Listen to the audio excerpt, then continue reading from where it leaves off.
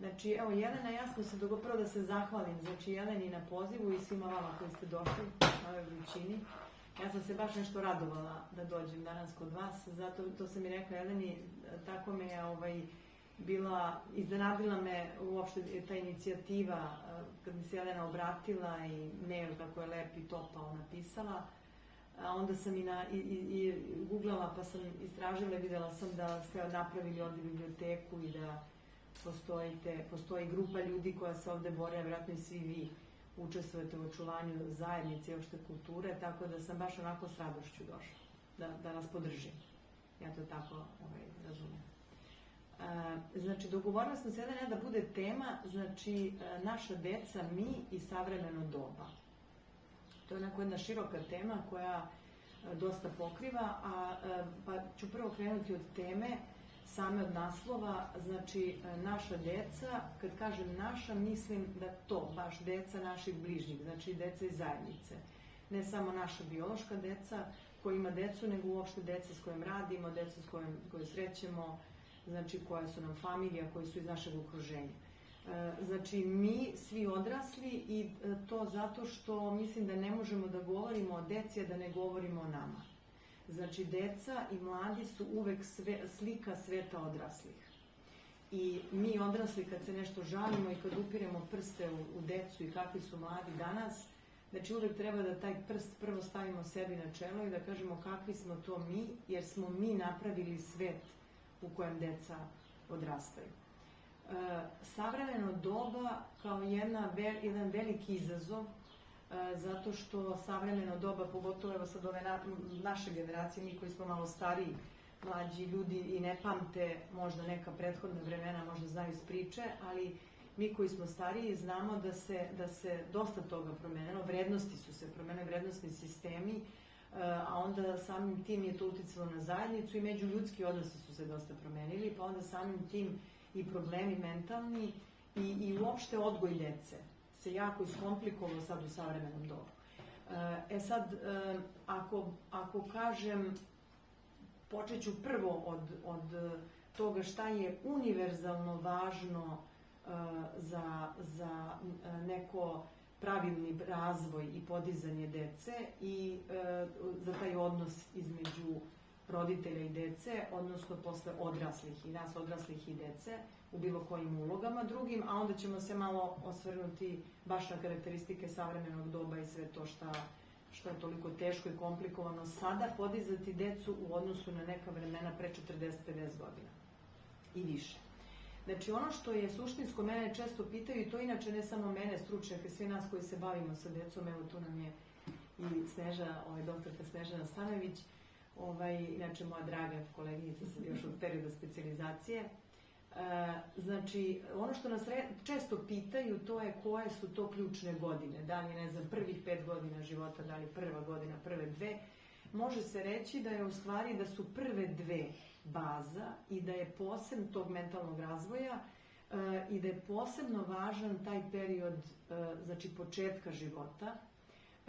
Ja uvek kažem, naše majke i bake su imale ta znanja koja su se nekako pogubila sa tokom godina u savremenom svetu, a ta znanja mislim pre svega na to kako je važno kako se žena osjeća dok je u drugom stanju, kakve su joj misli, da bude u skladnim odnosima, da nema stresa. Znači da sve to kako se ona osjeća, kako se ponaša, sve to utiče u stvari na plod i da početak odnosa između mame i deteta ne počinje kad se dete rodi, nego počinje, znači za jednu, definitivno počinje u utrobi, ali za jednu grupu autora psihoanalitičkih, gde ja sam u tom teorijskom pravcu u okviru psihoanalize, počinje čak i u glavama. Znači kad mama i tata počnu da fantaziraju, da maštaju, da zamišljaju kad će da naprave dete, kako bi želeli. Znači sva ta očekivanja, sve to maštanje, znači ima veze u stvari jer sa tom psihološkom spremnošću roditelji u stvari dočekuju trudnoću, pa posle i rođenje deteta. Sad, zašto je to važno? Vidite, znači kad se dete, znači naravno mama se osjeća i što je bolje, što su uslovi bolji, što je manje stresa, što nema svađa, bolje ako je mama u nekom ljubavnom odnosu, u braku, u zajednici, ali imamo razne životne okolnosti da mame budu same ili da se brakovi odnosi pokvare tokom trudnoće ili neke mame budu napuštene baš kad se porode. Znači, imamo razne životne scenarije, znači ja ću se truditi da pričam o onome što je prototip nekog zdravog odnosa, pa da vi znate šta je važno u okviru toga kad su kako bi se reklo, koliko toliko uslovi razvoja povoljni. Znači, povoljni razvoj su da su mama i tata da se vole, da su zajedno u braku, da se trudnoća ili se planira ili se ne planira, ona se dogodi i bude dočekana sa radošću i onda tih 9 meseci prođe, mama ima kontakt sa svojom bebom naravno sve vreme i tata ako su u dobrim i bliskim odnosima. I kad se rodi dete, znači ono što su, znači prvo je to kakva je trudnoća, pa onda kakav je porođaj, da porođaj ne bude traumatičan, da ne bude težak. Znači naravno da mama koja pretrpi strah da li će dete ostati živo, znači to je prepreka da uspostavi dobar i blizak odnos sa svojom bebom.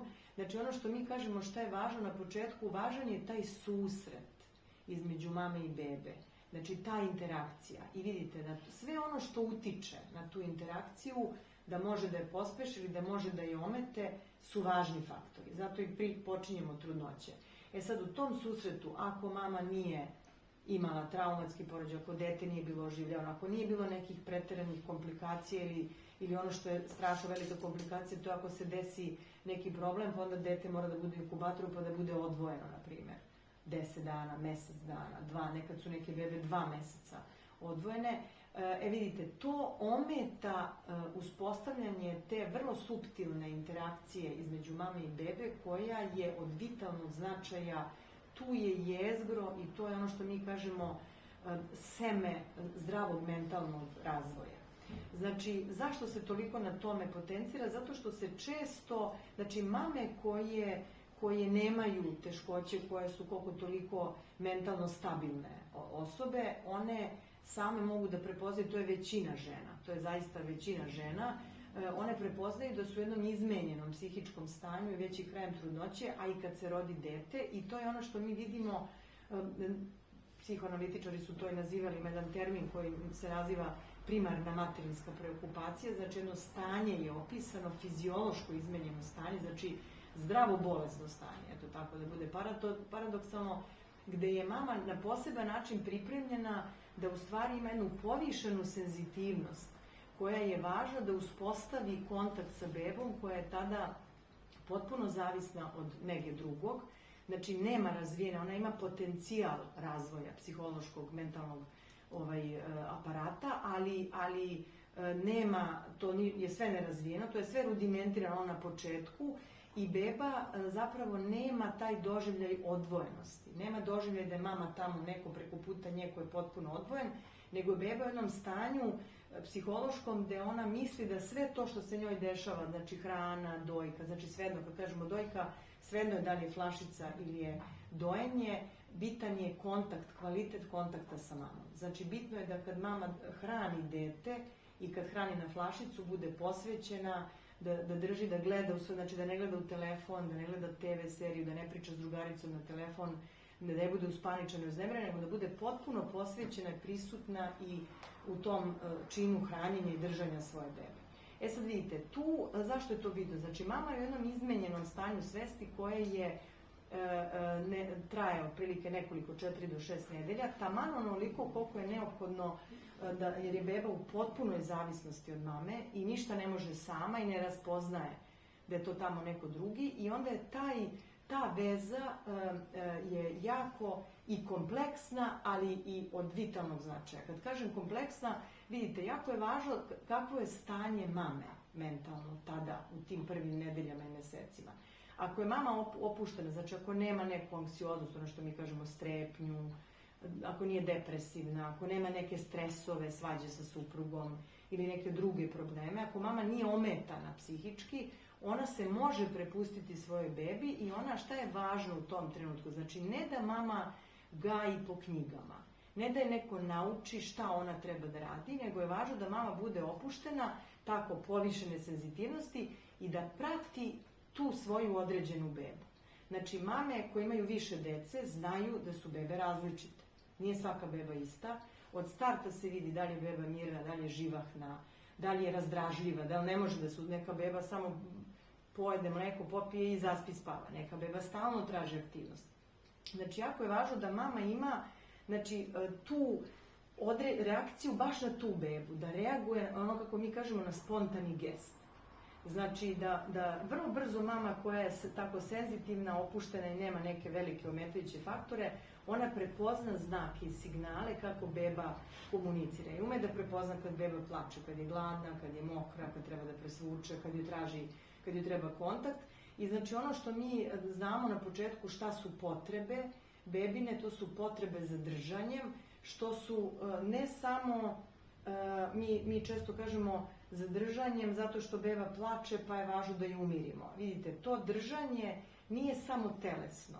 Znači na početku je telesno i ono je držanje u rukama i kontinuitet onog držanja u materici. Znači beba ima iskustvo da je u nečemu i da je njeno telo uokvireno, da tamo nogicama gura pa glavom gura u nešto. Tako isto kad je u maminim rukama, ono ima kontinuitet tog iskustva da je sadržano i tako beba vremenom saznaje o granicama svoga tela. Znači to nije samo tako zato što mami je lakše da hrani dete, nego zato što to držanje u rukama znači za bebu jedno iskustvo telesnosti. Znači gde je početak, gde je kraj, a mi svi kažemo, znači u početku to jeste fizičko držanje, a i od početka je i mentalno držanje, a kasnije sve više mentalno držanje. Znači šta to znači? To znači da mama u mislima svojim drži misli na svoju bebu, razmišlja o njoj, razume i trudi se da protumači te signale koje dobije od bebe. Da li se beba raduje, da li samo traži da je neka aktivnost, da se guguče, da se peva ili traži da se ljuška ili traži da se drži rukama ili traži da se presvuče i da se nahrani. Znači to su te bazične potrebe prve i koje izgledaju na oko da su samo telesne, ali nisu samo telesne. Znači bebina potreba za hranom i za maminim mlekom je ono što mi kažemo, znate onu staru izreku što se posisa s majčinim mlekom, to ti je do kraja života. Znači to nije samo mleko kao hrana koje hrani telo, nego to je mleko kao ljubavno iskustvo sa mamom. Znači to je sve ono način na koji se mama bavi bebom, to je to mleko. Znači da li je nasmejana, vedra, opuštena, da li je zaljubljeno gleda svoju bebu. Znači taj jedan autor Winnicott koji je bio pedijatar i analitičar u Engleskoj, on je rekao da je bebino prvo ogledalo mamino lice. Znači kad beba gleda u mamu, ona vidi sebe. Znači, a kako vidi sebe? Po načinu kako je mama gleda. Znači, ako mama gleda s ljubavlju, posvećeno i reaguje, ono što mi kažemo na spontani gest, beba zna da je viđena. Znači, ako ona, gugukne nešto nogicama, a mama na to odgovori, u tom seriji ponavljanja, ili beba nešto kaže, pa mama kaže nešto drugo kao reakciju na to, znači beba u tom ponavljanju posle nekog vremena vidi tamo da se neko raduje, da neko odgovara, postaje svesno sebe i vidi u maminim očima da je to ono, znači postaje mu nešto prepoznatljivo. Znači mama i beba posle nekog vremena razviju jednu specifičnu komunikaciju, gde mama tačno zna ako beba, ovako kaže, ako se rasplače, ovako mama ume da protumači. I neki autori, psiholozi to porede sa plesom. Znači, kad plesači nauče korake da plešu, znači vidite, vi ne mislite o koracima. Vi kad odete na podijum, vi čujete muziku, vi se prepustite i vi ste usklađeni sa tim partnerom, sa muzikom i sa partnerom. Isto tu vrstu usklađenosti ima mama sa bebom. Znači, ona promišlja, ali vrlo brzo, posle nekog vremena, šta je bitno? Bitno je da mama oseti. Znači, da u to razmišljanje uključi svoje osjećanje. I da ona, što kaže, ona se uznemiri, pa po tom osjećaju ona prepozna da li je bebin plač glad ili je bebin plač da je nešto boli, da li je to neprijatan plač, da li ona uspeva da je umiri ili ne uspeva da je umiri. I sad vidite, u tom dijalogu, u toj sinhronizaciji i u tom prepoznavanju tih nekih signala se razvija nešto što je baza psihičke stabilnosti. Znači, zato je opasno kada mame rode bebu, pa onda posle 2 meseca počnu da rade, pa nađu babysitterke, ili kažu moja mama mnogo to bolje zna od mene, ili moja svekrva, neka ona gaji, nema veze, važno da je dete sito, da je gladno, ima ljubav tamo, moja mama će bolje, ne znam, ja idem sad na skijanje 15 dana, to često rade mlade mame, odu na skijanje ili odu na letovanje posle 2-3 meseca, da se odmore, da budu sa svojim suprugom, a bebu ostave baki ili mami. To nikako ne sme se raditi. Zato što je beba najvezanija u prvim mesecima i zato mi kažemo te prve 2 godine života. Važne su i 3., 4. i 5. ali znate kako, kao kad imate mladu voćku, ona mora da učvrsti stablo da bi postala stabilna. Tako isto i beba. Znači, povrede na početku života su mnogo traumatičnije nego u 5., 6., 7. godini. Kad je dete već nešto oformilo, neku strukturu i već ima neku bazu poverenja, ljubavi, stabilnosti. Kada mama, znači, sa 2-3 meseca ostavi bebu i počne da radi i nije to problem što se prekine dojenje. Problem je što se prekine kontinuitet. Znači, mirisa maminog. Beba osjeća, znači beba nema predstavu da je to mama kao zasebna ličnost, nego beba se vezuje parcijalno, tako u delovima, za miris, za glas, za dodir, za način kako se mama ophodi, pa kako je gleda, pa za oči, pa miris kože kad je doji. I sad vidite, kako vreme odmiče posle 3., 4., 5. meseca, mic po mic postepeno, dete tad prepoznaje da je mamino lice, mamin glas i miris pripada jednoj osobi. Znači, dete oko 4-5 meseci prepoznaje da je ono odvojeno od mame, da je mama zasebna, da je ono zasebno i da mama sad može da ode. I da ne može ono da upravlja mamom. I tad kreće veći nemir kod dece. Znači, i dalje je potrebno da mama bude pouzdana i posvećena. Dete tada sve više, znači ono isto tako glas, miris, tatin, prepoznaje, ali od 6. meseca, 4., 5., 6. nije to tako ko na panju presečeno, dete kapira da još neko ima uz mamu, da je još neko ko je važan mami i ko je tu njemu posvećen ili njoj. Tako da onda dete vrlo brzo razume da su tu mama i tata, onda tata stupa na scenu kao neko ko je važan, pa onda u zavisnosti koliko je tata uključen. Neki očevi se plaše da se uključuju kod beba, neki odmah imaju taj dobar pristup. I sad vidite, ono što je, zbog vremena moram da mislim, ne mogu mnogo da vam detaljno objašnjam, ali mi je bitno da razumete gde je baza, zašto su važni prvi meseci, zašto je važno da ne bude odvajanje na duže. Znači, mama kad počne da radi sa 1 godinu dana, može da bude odsutna na nekoliko sati, to se poklapa sa prekidom dojenja. Znači, za tih 1 godinu dana, ako je taj odnos bio tako posvećen, pouzdan, bez većih nekih prekida. Znači, kad mi kažemo zašto je važno da se mama ne odveje sa 2-3 meseca, zato što beba tad nema predstavu da je to mala i sad ona negde otišla pa će se vratiti.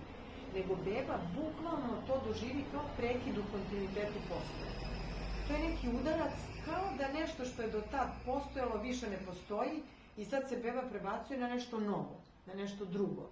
I to su tako ta iscepkana, znači nije taj kontinuitet, a kontinuitet je jako važan u svemu. Znači, kad dete ima te prekide u postojanju, a to su prvi meseci, ako se odvaju u prvim mesecima od mame, to su neke povrede koje ostave trag i dete mora da razvija beba nekim svojim mehanizmima, neka druga ponašanja, neka pristajanja, da prihvati nešto što mora da prihvati.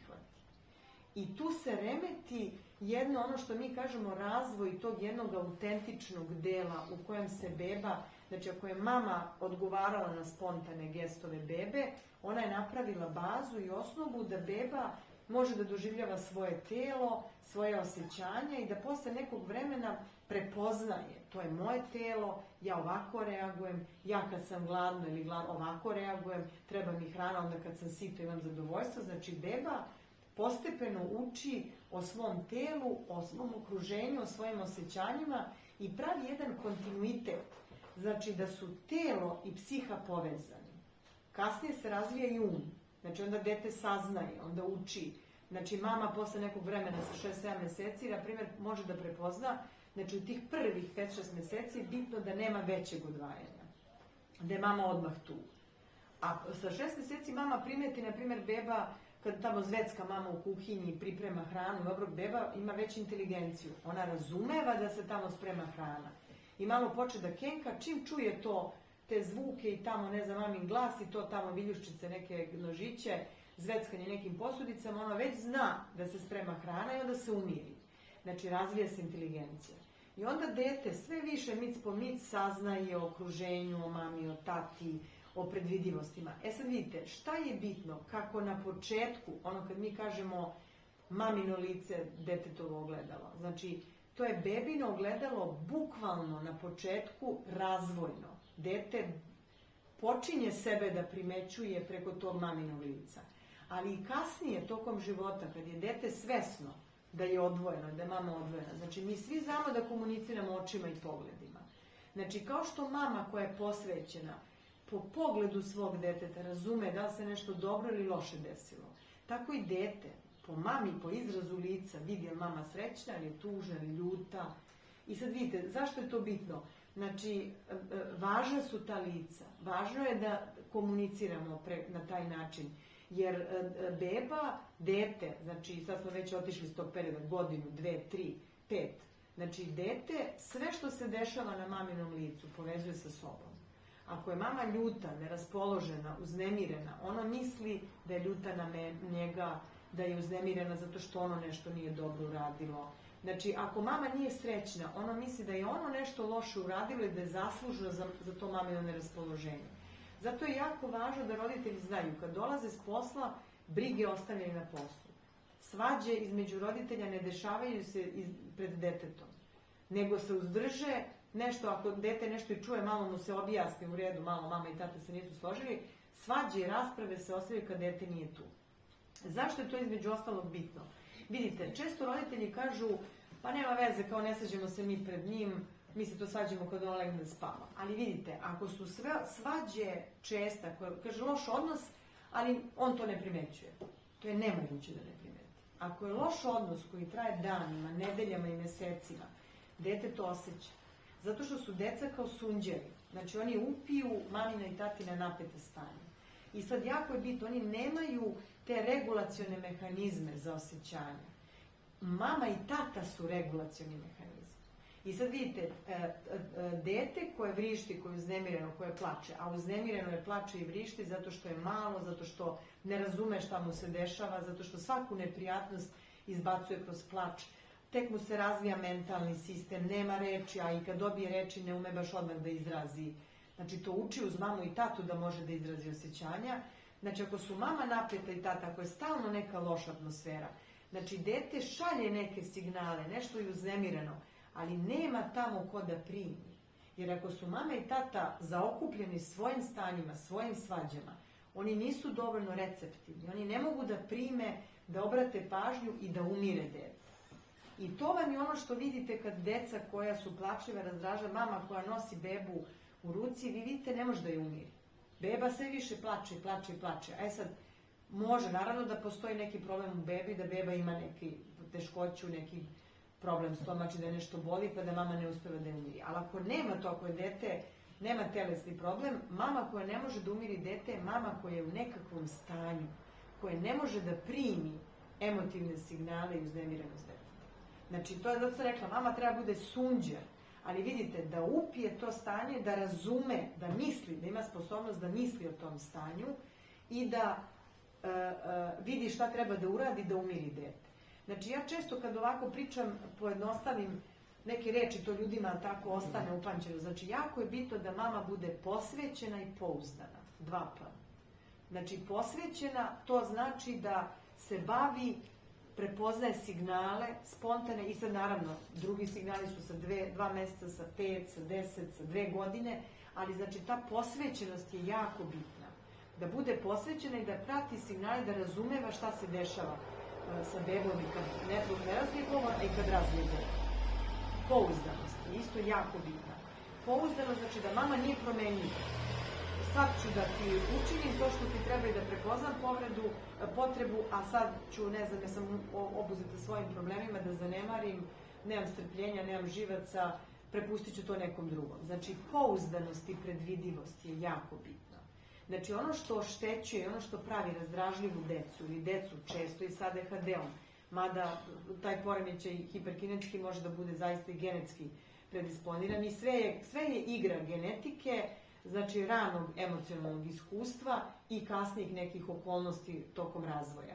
Znači nikad nije samo ovo ili samo ono, uvek je to kombinacija svega, kako će se dete razvijati. Ali znači posvećenost, pouzdanost, predvidivost su strašno bitne kategorije u odgoju. Kako tad, na početku života, tako i kasnije. Vidite, ono što je bitno da roditelji znaju, potrebe dece se menjaju. Beba ima druge potrebe, potreba deteta od 2-3 godine drugačija, za trčanjem, za aktivnosti, za igračkama, za upoznavanjem sveta. Znači, bebina je za držanjem, ono što smo rekli, za hranjenjem, držanjem, za tom strukturom, za posvećenošću, za presvlačenjem, oslobađanjem, znači od tih neprijatnosti. Kako mama oslobodi od tih mokrih pelena i da se dete ukakilo, upiškilo, tako posle, znači, oslobađaju od neprijatnih osjećanja. Tako isto, znači, mama kasnije, isto to držanje, znači držanje umu, nastavlja kad je dete s 2, 3, 4, 5 godina. Da bismo držali, znači, treba da razumemo šta detetu treba. Kad pričamo o potrebama, jako je bitno da razumete da potrebe nisu ugađanje i zadovoljstva. Potrebe su za ljubavlju, pažnjom, sigurnošću. Znači ovo što smo rekli, da dete ima sigurnost u mami i tati. A ima sigurnost ako je predvidivost, pouzdanost i posvećenost. Traje. Ako ona traje. Nije problem ako mama nekad pogreši, ako nekad zbog stresa ne ispadne. Ali onda mama koja je osetljiva, znači ako pogreši, vidi da je nervozna, pa je prenela nervozu za dete ili dete nešto traže, ona nestrpljivo vratila, pa dete reaguje, ona će da se ispravi. Znači nije strašno pogrešiti. Znači mi imamo jedan termin dovoljno dobra mama. Mama ne treba da bude savršena, to ne postoji. Znači dovoljno dobre mame su one mame koje u 70%, ako tako možemo da kažemo, mogu da prepoznaju potrebe svog deteta. A to su mame koje su posvećene i pouzdane. Znači svaka posvećena mama, i ako greši, ona će da se ispravi. Kao što smo mi, ako smo posvećeni profesionalci, ako smo posvećeni u kuvanju, u pravljenju torte, ako pogrešimo, mi smo se fokusirali i pratimo i vidimo tamo i kako diše ono testo i šta se dešava. Ako nešto pogrešimo, odmah reagujemo i ispravimo. Znači posvećenost je jako bitna u svemu što radimo, a posebno vaspitanje dece i bavljenje decom. Znači, posvećenost, pouzdanost, predvidivost, to su bitna 3P. Onda, ja isto tako volim da skraćeno izvučem šta je roditeljima bitno da zapamte. Znači, takođe, znači ono što mi kažemo, držanje, izdržavanje, podržavanje. Znači, to su 3 jako bitna glagola, radnje koje treba da radimo, koja podrazumevaju, imaju strašno veze sa granicama, koje su ključne u razvoju, tu roditelji najčešće greše. Znači, kad kažem držanje, kao što smo rekli, ono rukama, pa onda umu, znači to da možemo da držimo, znači da možemo da podnesemo. Da izdržimo, to znači da kada je neka napetost, plač deteta, kada je zahtevno, beba se budi noću, ne spa celu noć, znači da možemo to da izdržimo i da držimo dete, da ih držimo na siguran način. Znate ono kad kažu u sigurnim sam rukama, to nije slučajno tako, jer na početku života nas drže ruke, a onda su te sigurne ruke simbol da smo u sigurnom odnosu. Znači, mi smo u sigurnim rukama sa osobom koja zna šta radi, ume da prepozna, pouzdana je, hoće da odgovori na potrebe i neće da izneveri, neće da ostavi na cedilu, nije promenljiva, neće da misli samo na sebe, nego će da misli o potrebama, znači deteta ili onog drugog. E sad vidite, znači to podržavanje, izdržavanje, to je, šta je bitno? To je sledeća neka faza, znači dete se mrda, kreće, osvaja svet, dolazimo do pune 2. godine i ulazi se u 3. godinu. Ako je sve išlo kako treba do te pune 2 godine, znači ne stižem baš sve da vam pomenem, bitan i taj prelazni objekat, znači to meda, meca, ćebence, ali sad moramo da preletimo da bismo došli do adolescencije, vremena se ograničava. Znači ima tu puno stvari, ali znači ključne stvari su ovo. Znači pouzdanost, predvidivost, posvećenost. Znači roditelj se menja kako se menjaju potrebe deteta, nije isti roditelj detetu bebi, detetu od 2 godine, detetu od 5 godina, 10 i posle adolescentu. Kako se dete menja i menjaju se potrebe, tako i roditelj se u svom roditeljstvu menja. Kako roditelj zna kako treba da se menja? Tako što, znači, osjeća svoje dete, tako što je u kontaktu, znači, važno je da čuju, ovo je sad, ja vama isto pričam neke stvari koje su neko znanje, ali vam mnogo više pričam o iskustvu. Znači, jako je važno da roditelj prvo svoje iskustvo, bude u kontaktu sa sopstvenim iskustvom, jer smo svi mi bili bebe, bili smo deca, bili smo adolescenti i onda nas dete naše podsjeti ili dete s kojim radimo. Podsjeti nas na taj period. Tako mi kad smo s bebama, svi smo detinja, svi smo bebasti, s nekim bebastim jezikom pričamo, pa se tamo malo kreveljimo, pa nešto imitiramo, pa onda kad je malo dete, onda mi znamo da dete voli da trči, pa da voli igračke, pa da voli šareno, pa, na primjer, ja vrlo uvažavam ovog profesora Ranka Rajovića, ako imate vremene, mogućnosti da slušate te YouTube njegove podcaste, vrlo lepo on to piše i vrlo stručno objašnjava, pedagoški, šta je to sad se bitno i koje su potrebe, ali vidite, sve te potrebe za šarenišom, za igrom, za učenjem, za saznavanjem su jako bitne i one su esencijalne potrebe. Znači, vitalna potreba je da se razume. Znači, vitalna je potreba da se sazna.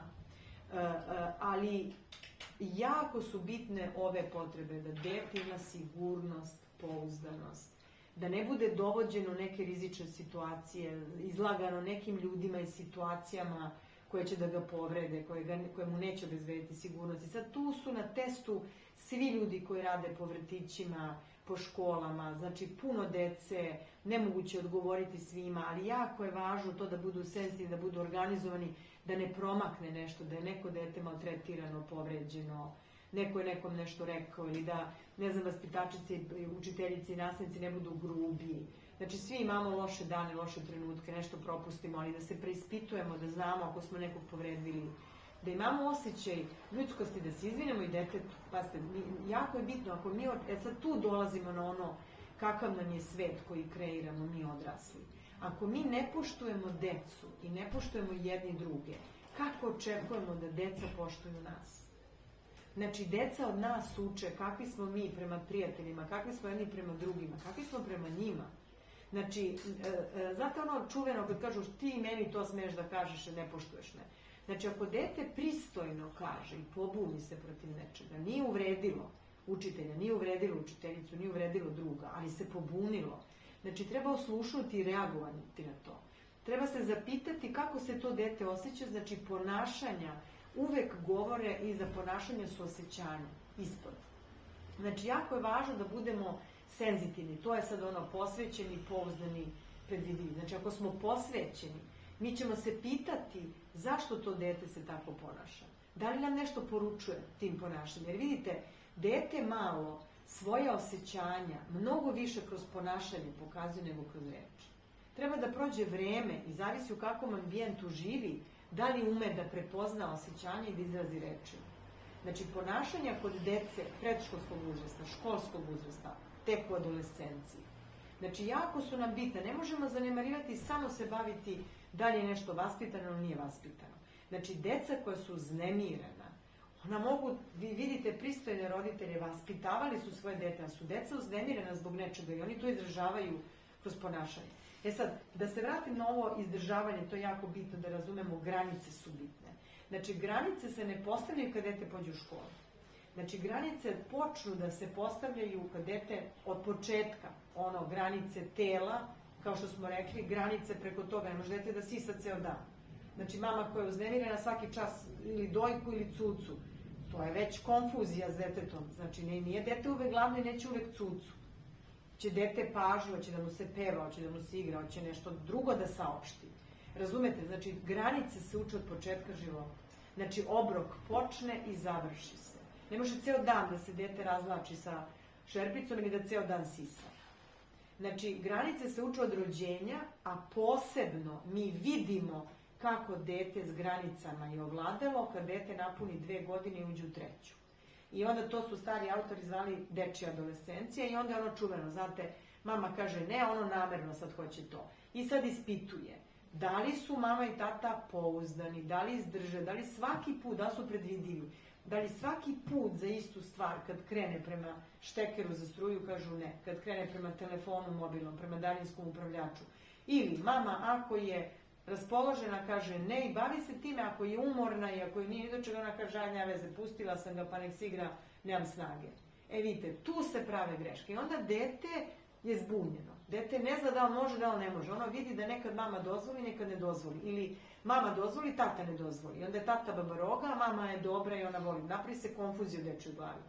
Znači, te granice su jako bitne, ne da bismo napravili dete da je lepo vaspitano, da bi ga hvalili u komšiluku. Nego su one bitne za mentalnu stabilnost. Znači, dete koje zna, kad je mama predvidiva, tu dolazimo na tu predvidivost i pouzdanost. Kad je mama predvidiva, kad ono zna da će mama svaki put da zabrani ovo, a da dozvoli ovo, a bit će pregovora nekih, da li će moći duže da se igra u ovoj situaciji ili u onoj situaciji, dete je sigurno. Znači, ono je sigurno u sebe, sigurno je u sopstvene granice, znači sigurno nauči šta je dozvoljeno, šta nije, šta je dobro, šta nije. Znači, dete nema dilemu oko toga. Dete krene u školu i usvojeno tačno zna šta je dozvoljeno, šta nije dozvoljeno. Treba učiteljica da ga vaspitava. Ili vaspitačica. Ona je već to kući naučila. Sad, kako je naučilo? Ako roditelji mogu da budu divni i da znaju šta je lepo vaspitanje, ali da ne umeju to da sprovedu, da su prepadnuti ili da su odsutni ili da su isključeni. Sad dolazimo na ono savremeno doba. Ako je non stop ekran uključen, ako je mama non stop na telefonu, ako su non stop na kompjuteru se nešto gleda, dopisuje, ta mama nije posvećena svom djetetu. Znači, ako mama, meni taksisti tako kažu u Beogradu, kako se promene neki stari taksisti koji su vozili pre 20 godina, pa voze sad, kaže, pa vi ne znate šta je sad komšinica, pošto sam komšinica. Znači, dođu mame iz vrtića, ona gleda u telefon, dete gleda u telefon. Niko ni sa kim ne priča sa 6 godina. Znači, razumete, to je ta otuđenost, to je ta neposvećenost. U savremenom dobu najviše je napadnuta ljubav, dobrota, posvećenost, jasna granica između dobra i zla. Znači, o tome kao roditelji, kao odrasli, strašno moramo da vodimo računa. Znači, obmane koje se nude preko interneta su fantastično upakovane. I pre postojalo dobro i zlo, ali nekako bilo jasno šta je dobro i zlo. A sad je nekako upakovano, podmuklo, sad je odobreno od nekih odraslih, sad je poželjno i deca su u konfuziji. I to je jako bitno, znači, videli ste gde se granice prave, znači, sve se u prve 2 godine dešava. Razlikovanje između dobrog i zla, između šta je dozvoljeno, šta nije, šta je štetno, šta je korisno. Moral, etički principi se tad formiraju. Kako tad se formiraju? Zato što dete dobrotu razume preko pouzdanosti, posvećenosti i prepoznavanja njegovih potreba. A potrebe su za sigurnošću, razumevanjem, ljubavlju. Znači, vidite, nemojte da se zbunjujemo, dete ima potrebu za igračkama, ali igračke koje su selektovane smerom i koje mu podstiču maštu, učenje, boje, da slaže nešto, razne veštine, to. Ali nema dete potrebu da ima 1000 igračaka i kad god prođe pored izloga da mora da dobije novu igračku. To nije potreba. To je zadovoljavanje nekih njegovih, kako bih to nazvala, to jesu neke potrebe, ali zadovoljavanje nekih površnih potrebama za zabavom. Razumete? To nije potreba za neće dete biti sigurnije ako dobije 1001 igračku. Znači, ona će biti sigurna ako ga mama čvrsto drži za ruku, ako priča s njim, ako se bavi njim. Ako u licu prepoznaje maminom ogledalu, prepoznaje sebe da je mama srećna, da se obradovala što ga je videla i sad će da pričaju kako mu je bilo u vrtiću ili kako mu je bilo u školi ili kasnije adolescent. Znači, kao što mi, vidite, mi imamo potrebu za nekim slatkišima, ali umerenim. Nemamo potrebu da pojedemo 300 grama čokolade. Mi imamo potrebu da pojedemo 2-3 kockice posle ručka ili tako. Ali to, da hoću da pojedem celu čokoladu, da nemam granicu, to je problem. Znači, nemam granicu u onome čemu ne mogu da odolim. Znači, to je nezrelost. Znači, granice su bitne ne samo da bi deca bila vaspitana, to se tačno i prepozna se dete koje je vaspitano, dete koje je stabilno. To su sinonimi. Znači, mi često kažemo razmažena deca. Razmažena deca nemaju granicu, nisu lepo vaspitana, to su nestabilna deca. To su deca koja kad posegnu za nekim svojim zadovoljstvom ne dobiju jasnu granicu. Zašto? Zato što mama i tata ne mogu da izdrže, da sadrže i izdrže negodovanje, ljutnju, bes. Znači, svako dete kad je frustrirano i beba će da vrišti, da plače, ona deca koja burnije reaguju, koja su tvrdoglavija. Mi kažemo deca koja imaju snižen frustracioni prag, urođeno. Postoje deca koja su teška. Postoje deca kojem roditelji kažu ne može i dete prihvati. Postoje deca koja napadaju, proveravaju i tako iscrpljuju roditelje. Sad, jako je važno da roditelji izdrže. Nemaju drugi, dođe kod nas, ja kažem, ja nemam magičnu formulu. Ja samo mogu da vam kažem da treba da izdržite, mi to kažemo bez osvete i kolapsa. Osvete su patine i surovo kažnjavanje, kolaps je strah, povlačenje i dopuštanje. Znači, roditelji, sad to do toga, sadržavanje, izdržavanje, podržavanje. Znači, izdržavanje da se izdrži negodovanje, ljutnja i bes kad se trenutna želja ne zadovolji. Razlika između želje i potrebe je ogromna. Potreba je za ljubavlju, sigurnošću, podrškom, predvidivošću, ono što smo rekli. Potreba je da mama prepozna da dete ima potrebu za igrom. Znači, igra je vitalna psihološka potreba, dete razvija kapacitete, zato se u vrtićima igraju, pa prave priredbe, pa glume. To je zato sam pomenula Ranka Rajovića, to je potreba. Znači, mozak se razvija.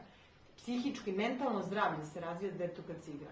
Potreba za adolescenta je druženje, društvo, muzika, izlasci. Za roditelje je bitno posvećene da procene pouzdano društvo za decu. Kako je pouzdano roditeljsko i porodično okruženje, tako je bitno da nastavi da bude pouzdano vršnjačko društvo. Kada je adolescent u pouzdanom društvu, a kako to roditelj zna?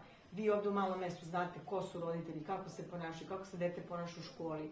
Je li odličan đak? Nije uvek kriterijum da li je odličan đak, ali da li je to vredan đak, da li je to đak koji se trudi, da li je to đak koji, ne znam, ne puši, ne pije, ne pravi ekscese u školi. Znači, da li je dete u tom smislu? Ne znači da treba takvu decu izbjegavati, ali treba znati da s takvim detetom samo dete ne treba da ide. S takvim detetom koje je malo problematično i ne zna te granice ili je uznemireno ili ima neki drugi problem, pažnje, koncentracije, treba da ima pouzdano okruženje. Jer kad ima pouzdane i dobre drugare, oni će da ga umire. Oni će da ga drže pod kontrolom. On neće sam da pravi problem, ali ako je on sam sa još nekim koji je nezreo, koji će da se povede za njim, oni će da upadnu u nevolju. Znači, potrebe, do toga smo došli. Dečija potreba za igrom, adolescentna potreba za izlascima, za zaljubljivanjem, za doterivanjem, za kosom. Dolazimo do vruće teme, do igrica, do kompjutera. Vidite, to su deca 21. veka. Mi nismo imali potrebu za tim jer smo bez toga odrastali. Oni imaju potrebu. To je njima polje komunikacije. Oni s tim imaju kontakte s drugarima i bez toga ne mogu možda da se povežu s vršnjacima. Ali treba imati meru u tome. Roditelji ne mogu da puste dete 5 sati iz osnovne škole da ima to. Ili da daju detetu iz vrtića one pametne telefone sa internetom gde može svašta da... Znači, kad kažemo pouzdan roditelj, posvećen, znači, i kad pričamo o sigurnosti, roditelj uvek treba da razmišlja o svom detetu kako da mu obezbedi sigurnost, da mu se ne naruši sigurnost. Ako mu da pre vremena telefon sa internetom u kojem može da upadne u porno sajtove, u ove filmove, onakve filmove, znači ne misle o njegove sigurnosti. Znači mora da ga obezbedi sa svih strana. Dete malo kad vidi nešto tako, to je vrlo uznemiravajuće, vrlo je zbunjeno, da li će da kaže mami, tati ili neće, sad sve zavisi kakav je odnos. Znači o tome mora da se vodi računa. Kad se da detetu u osnovnoj školi taj telefon pametni koji ima internet, mora da se ograniči, mora tačno da se zna, mora da se ima neka šifra i da se prati šta to dete gleda na telefonu. Ne sme roditelj da bude u poziciji da kaže ja nemam pojma, ja se ne razumem u te igrice, tamo nešto, valjda svi to rade. Mora roditelj svaki da zna koje su igrice, o čemu se rade, ako se ne razume da se raspita kod drugih roditelja koje igrice daje deci, kakvog su to kvaliteta. Znači, meni dolazi jedan roditelj koji je rekao da nije davao deci, ja mislim da je Fortnite, ta igrica Fortnite, detetu od 9 godina 10, jer kaže tamo piše tačno taj uzrast, ne znam, 12+, 15+, koje igrice su za koji uzrast. I sad, njegov sin to ne sme da igra te igrice, dođe drug i ne veruje da mu tata ne pušta tom njegovom drugu, jer njegov tata sve dozvolio. I onda radoznalo pita, vi ne date, ne znam, na primjer Marku, to. A otac kaže da, ja mu ne da, ne može kod mene. I ovaj mali ne veruje da je tata miran, da nije ljut, i da je ovaj njegov drug prihvatio da ne sme te igrice da igra. A meni taj roditelj koji je zabranio kaže, pošto je čovek iz umetničkih krugova i on je igrice igrao, on kaže, doktorka, te nove, ove kaže koje smo mi počinjeli da igramo su ništa. To su bile dečje igrice. Ove sada savremene igrice su heroini. Znači one su napravljene takve da imaju tu taj visoki potencijal zavisnosti. I deca ne mogu da se odlepe od toga. Znači tako da strašno morate biti pažljivi, ne da ih potpuno zabranite. Znači prvo odložiti što dalje, što duže može da dete kasnije dobije taj telefon, a kad ga dobije, da se tačno zna uz kontrolu roditelja šta igra, koju igricu, o čemu se to radi, ako ne znate da se raspitate, da se povežete. Inače, ja to svima govorim i savjetujem, jako je bitno, roditelji su često nemoći, pa kako ćemo, pa mi to ne možemo da zabranimo, pa ovaj da, pa onaj ne da. Znači, moj savjet je uvek da se roditelji između sebe povezuju.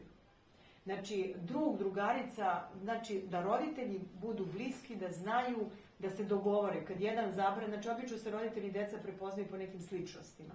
Dele slične neke etičke vrednosti, bilo kulturne, tradicionalne, bilo koje druge. Znači, povežete se s roditeljima i onda je tako lako svima.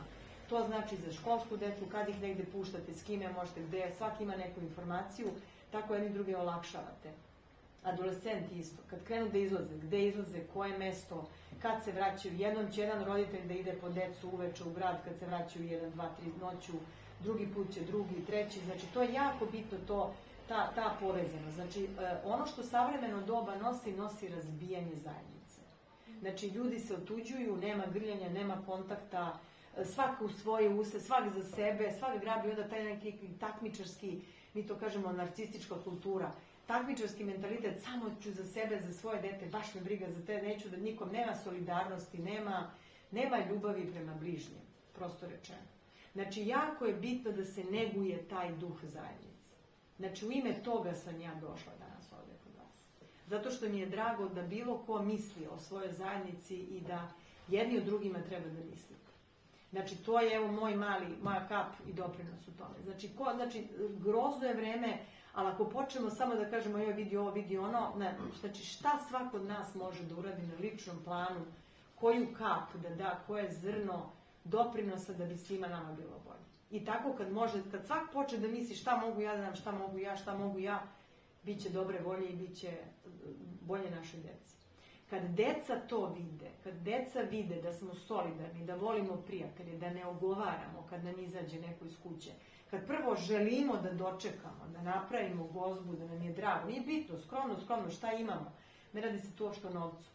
Deca kad rastu u takvoj atmosferi i oni uče preko iskustva od roditelja da se vole prijatelji, da se uživa u druženju, da se uživa u davanju. Znači, meni dođu roditelji i kaže neće da se druži, pa ne, teško se uklapa. Prvo pitanje, se družite vi, jer imate prijatelje? Ako mi roditelj kaže da nema prijatelja, da se slabo se druži, pa kako će da nauči dete da je prijatelj važan? Razumete? U kući se sve nauči, i u vrtiću i u školi. To su, kad sam ja učila školu, škola nam je bila druga kuća. Nama je učiteljica dolazila kući da vidi iz kakve smo porodice, kakvi su uslovi. Nama je učiteljica bila kao produžen neki član familije. To se sad izgubilo. Ja znam da je drugačije, školski sistem je drugačije organizovan. Jako je teško sad raditi u vrtićima i u školama. Uslovi su se promenili. Ne znam kako ovde kod vas. U Beogradu roditelji koji su moćni, koji dođu, prepadnu učitelje, nastavnike, naruše autoritet. Potpuno se naruši cela priča. Viber grupe roditelja koji kreću hajke na ovog dete, hajke na ovog... Mislim, to je strašno. Tako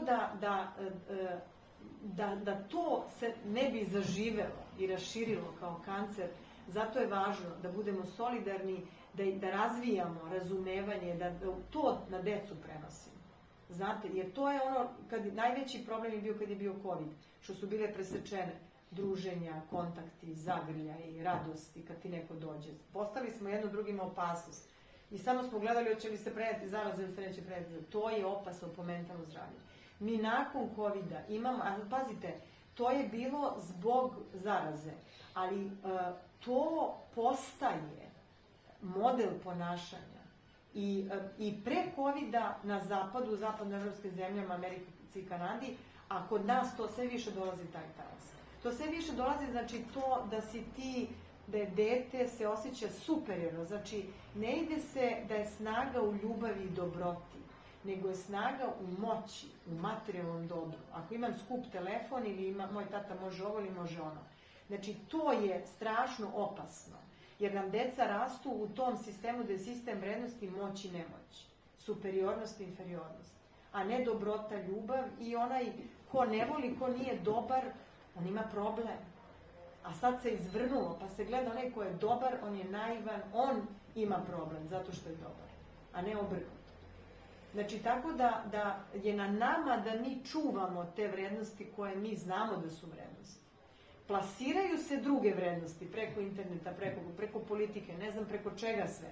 Razumete, treba, ali nekako zato je jako bitno da budemo nekako budni, da razgovaramo se, da deca ne budu usamljena. Ako su deca usamljena, prepuštena su onda nekim drugim. Ne možemo mi da krivimo što je na internetu ovo, što gledaju ovo, ali ako ih mi ostavimo i ako mi nismo dovoljno budni, to je ono, znate, mi smo imali onu Grimovu bajku Kozice 7 jarića.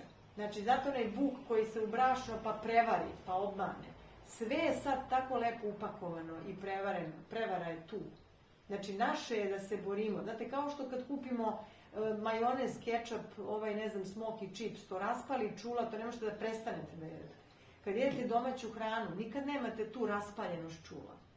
Razumete? Znači, vrhunski aditivi da raspaljuju čula, vrhunske tehnologije da se raspali to zavezanost za igrice i za to. Kad krenete da gledate, ne možete se odvojiti od toga. Znači, toga se čim osjetite da ste zavedeni, da nešto ne možete da prestanete da radite, da ste omamljeni, da ste u nekom stanju izvinjene svesti, znajte da je tu opasnost i da je to prevara. Znači, ja sad čujem mlade majke, često koriste to preko interneta neke white noise, bela buka, znači snimljeno je hučanje vode kroz cevi, zato što imitira krvotok u maminom organizmu.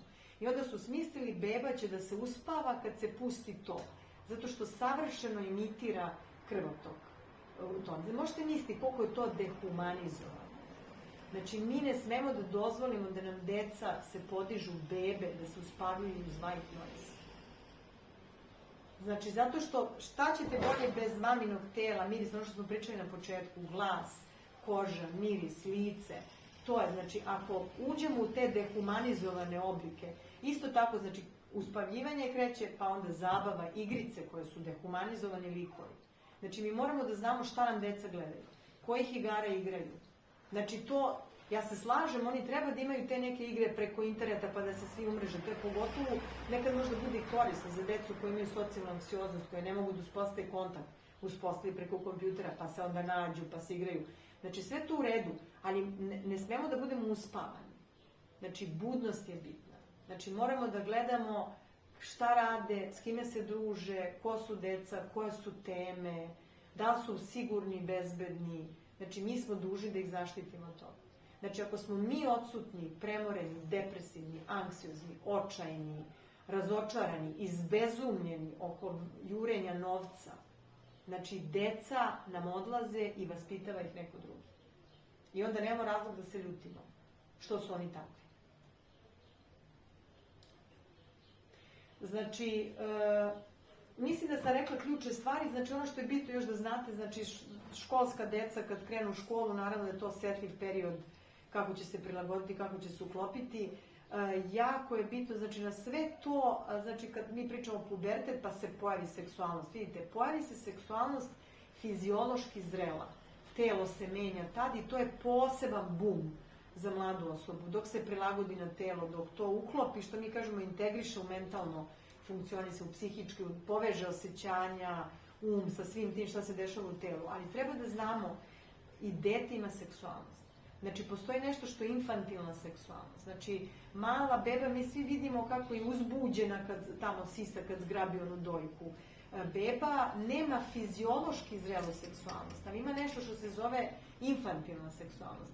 Dete ima uzbuđenje, kad sisa pala, sisa cuculicu, onda drugo, neka deca se dodiruju, pa imaju te autoerotske radnje, probudim se malo više ta erogena zona, znači to su zone koje se, znači znate kako, kao što sve to nekako povezano, kako dete otkriva otvor koji mu je fiziološki u funkciji u razvoju, znači usta su u funkciji zbog sisanja, dojenja, sisanja palca i sve se autoerotske aktivnosti dešavaju oko usta. Onda kad nauči da kaki piški, onda mu krenu te regije postaju osjetljive, gde se kaki, gde se piški, guza, otvori. I sad neka deca reaguju da krenu da se stimulišu previše. Znači to je potpuno u dečjem uzrastu ekvivalent kao kad sisanje palca. Da znate, znači da se ne pridaje tome važnost kao odrasle osobe. To nema za dete tu. To jeste autoerotska aktivnost, ali nije ista kao kad, recimo, se samo zadovoljava adolescent. Znači, jako je važno da roditelji znaju da prvo pred decom ne pokazuju neka strasna osjećanja koja mogu decu da zbune, da uplaše. Naprimjer, da idu goli, da vide beba, kao nema veze beba, pa će oni da vode ljubav jer beba ništa ne zna. Znači, beba upija, kao što sam rekla, kao sunđer, ta neka veoma uzbudljiva, strasna stanja, dete oseti da se nešto dešava što njegov aparat ne može da pojmi šta je. Znači, treba strašno se vodi računa o takvim stvarima.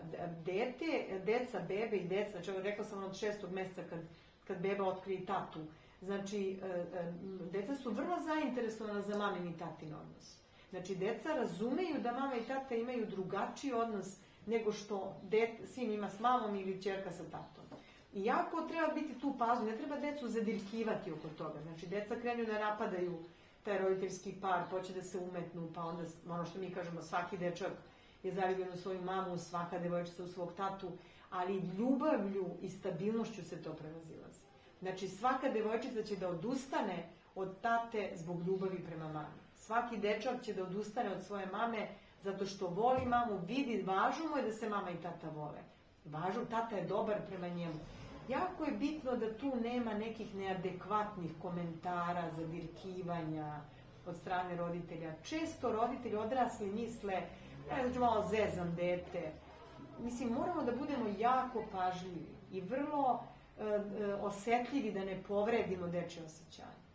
Znači, ja se sećam jednom kad sam bila kao studentkinja sa nekim, na rekreativnoj nastavi sa nekim iz osnovne škole, i sećam se neki dečkica zaljubio u mene, ima 8 godina. Ja imala 16, on se zaljubio u mene i sve pisao crta i srce i strelu provodenu. U stvari, on je bio jedan debeljuca, ja sam mu par puta kupila sladoled i on se zaljubio u mene. I sad zamislite to. Zamislite kakva su dečje osjećanja i kako moramo budemo pažljivi. I ja sam onda, meni bilo neprijatno, sam počela se istručam da se maknem i da više mu nisam kupila sladoled. I učiteljica jedna sazna to da se on zaljubio u mene i mi krenemo na neki izlet i ona sad krene zadirkivanje. Da ja dođem da sednem pored njega pa da ga zadirkujemo. Ja sam imala 16 godina, ja sam znala da je to neadekvatno i da to ne treba da se radi. Razumete? To hoću da kažem, odrasli, to je bila jako dobra učiteljica, mislim, ja sam nju, ona je meni bila draga, ona je bila učiteljica koja je bila učiteljica u vreme kad sam ja išla u školu. Ali toliko, vidite, da li je vremenom izgubila osjećaj, da li ne znam šta je. Možda nije razumela dečju seksualnost i to. Jer razumete, znači jako je važno da budemo osjetljivi, da pazimo osjećanjima dece. Znači to je ta sigurnost koju treba da im obezbeđujemo. Kad sam rekla pouzdanost, posvećenost, sigurnost. Ali kako to? Znači osjećanje pratite. Znači ako ne morate ništa da razumete, ali pratite kako se osjećate u toj situaciji, mi razumevamo inače preko osjećanja, ne preko znanja. Znači, mi jedni druge, kako ja razumem da neko pati, da je neko iskren, ja to osetim u stomaku da me neko laže. Može dođu 3 čoveka da ispričaju istu priču. Na jednu ću se rasplakati, na jednu ću ostati ravnodušna, a treća će me malo pogoditi. Znači, to pratite kako ste se osjećali u tom trenutku. Tako, kad osetite dete, kad osetite da je neka nelagodnost, da nešto nije u redu, treba da prestanete da to radite. Često očevi zadirkuju dečake, a ne primete da dete se rasplače ovde i sad kaže pa namerno mora da postane muško. Pa ne možete tako. Znači, jako je bitno da budemo osetljivi i da inače budemo prema svojim osjećanjima i prema drugim. I sad vidite, često, zato ja kažem, ne možemo pričati o dece, da ne pričamo o nama. Ako roditelji se bave svojim osjećanjima I ako umeju da osete dete, onda će i dete, razumeće dete, a onda će i dete razumeti svoja osjećanja i znaće kako da postupa sa svojim osjećanjem. To je sve jedno s drugim povezano. Znači, kad vas neko, znači da bi neko mogao da razume sebe, prvo mora da bude shvaćen od strane nekog. Da bi mogao da vidi sebe, mora da bude viđen. Znači, mora da ga je neko video i primetio da bi on mogao da vidi sebe. Znači, to kad tako kažem, to je vrlo lako i jednostavno. Zašto se to izgubi? Zašto dođe do tolikih nesporazuma između roditelja i dece? Upravo zbog strahova, zbog toga što su roditelji obuzeti drugim stvarima, što ne mogu da zadrže posvećenost. Ne mogu da izdrže. Oslabe im se mehanizmi psihološke i budu istrošeni, ne znam, na poslu, u ovim odnosima, u onim odnosima. Zato je važno ono što mi kažemo, zašto je važno da se mama i tata slažu. Pa ne zbog dekora, da bi neko rekao ja živim u srećnoj porodici. Nego mama i tata koji se iscrpljuju svađama, nemaju prostor za decu. Ta deca su prepuštena samo sebi. Iako žive u kući.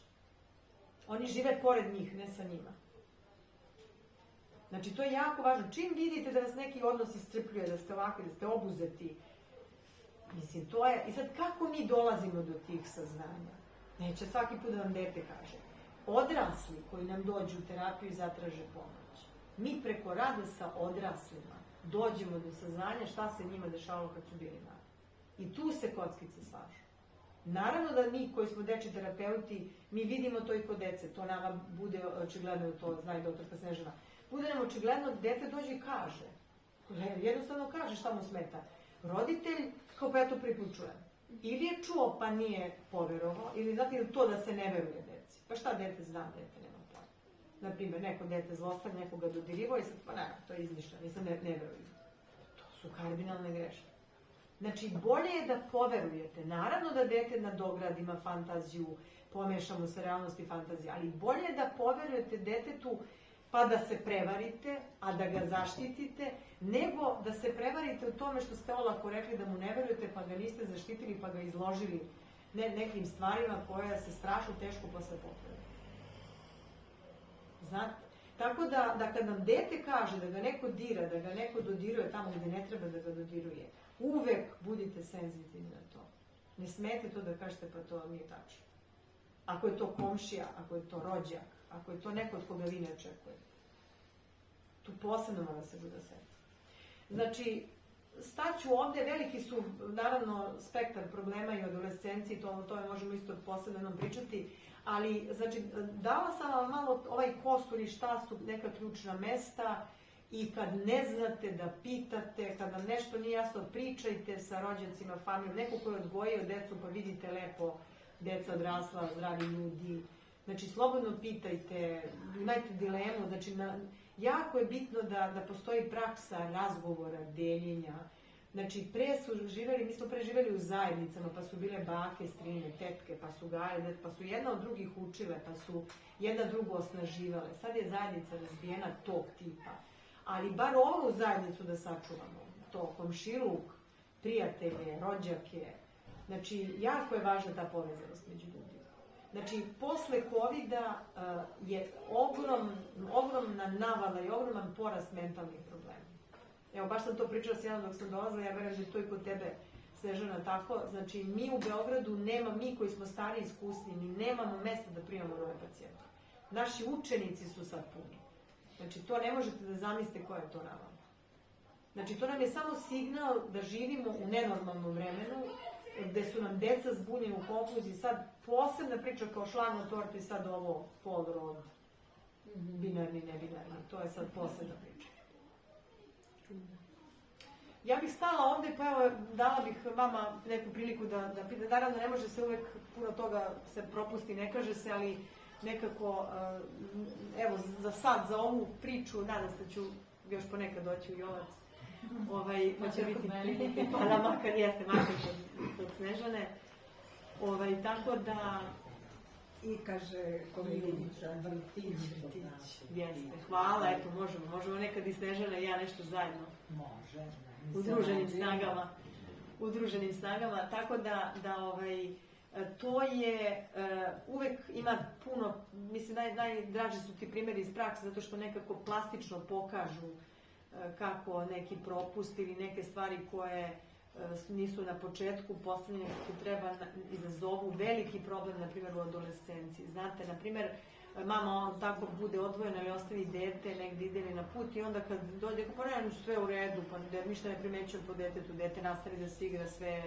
I onda odjednom uđe u pubertet i onda odjednom depresija, anksioznost, nesigurnost u odnosima. I sad naravno mi kad se vratimo u prošlost, oni kažu pa kakve to veze ima, nije bilo. Ma sve ima veze, znate, zato što psihološki mehanizmi odbrambeni kao imunni sistem brani vas od bakterija, od virusa, ali neke stvari bivaju potisnute, neke povrede ostaju upamćene.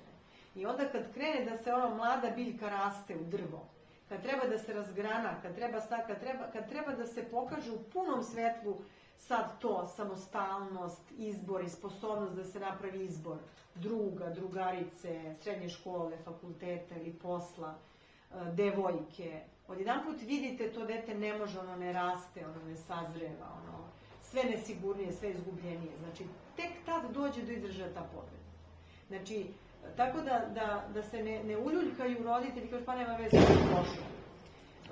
Drugo, znate šta je još bitno? Bitno je, sad s druge strane da vam kažem, svaka priča je priča za sebe. Mi pričamo ovde šta su bazični neki postulati, šta je važno za razvoj. Imamo masu primjera dece koje u jako nepovoljnim uslovima odrastu, izrastu u relativno ok i dobre ljude, odrasle osobe. Znači, tu vam je ono što sam rekla, sve je u igri. Konstitucija, urođena genetika i razvojne okolnosti. Vidite, neko ima jaku genetiku, ima afinitet urođeni da mrve dobrog iskustva prikupi u moru lošeg i izraste u ok osobu u jako nepovoljnim okolnostima. A imate decu koja su u prilično dobrim razvojnim okolnostima, ali imaju afinitet da se samo lepe ili su tako preosetljivi, pa samo skupljaju povrede, samo skupljaju negativno, a ono dobro proleti kroz njih i ne zadrži se. Znači, ima i takvih slučajeva. Da znate, ima dece koja su strašno povređivana, tolika deca po ustanovama bez roditeljskog staranja, po sirotištima, trpe, pregrme, imaju neke ozlede, imaju neke krize u pubertetu, ali odrastu, znate, to su jako nepovoljne uslovi u kojima su odrasli, ali znači šta je važno, da uvek imamo nadu, da uvek imamo taj trud prema boljem, da nikad ne gubimo nadu, znači nešto kad je najgori scenario, tražimo pomoć, kad se čovek trudi, kad prepozna problem, samo je bitno da ga strah ne preplavi, da iz straha ne počne da zataškava, da negira, da se ništa loše ne dešava, nego čim primeti da odmah traži pomoć i mnoge stvari mogu da se prevaziđu zato što je razvoj nudi jedan veliki potencijal. Znate, to je ono što kažemo, kad se mlado drvo ošteti, velike su posle šta će da poraste, ali isto tako, kad se mlado ošteti, ono ima i veliki potencijal da zaraste i da se oporavi. Znači, tako da i razvoj ide u prilog toga da se mnoge stvari, sam razvoj popravlja, kako bih rekla. Veliki potencijal nosi za promene i za popravke povrede. Tako da, eto, da budemo posvećeni, budni, pouzdani i da osluškujemo decu i mlade oko nas.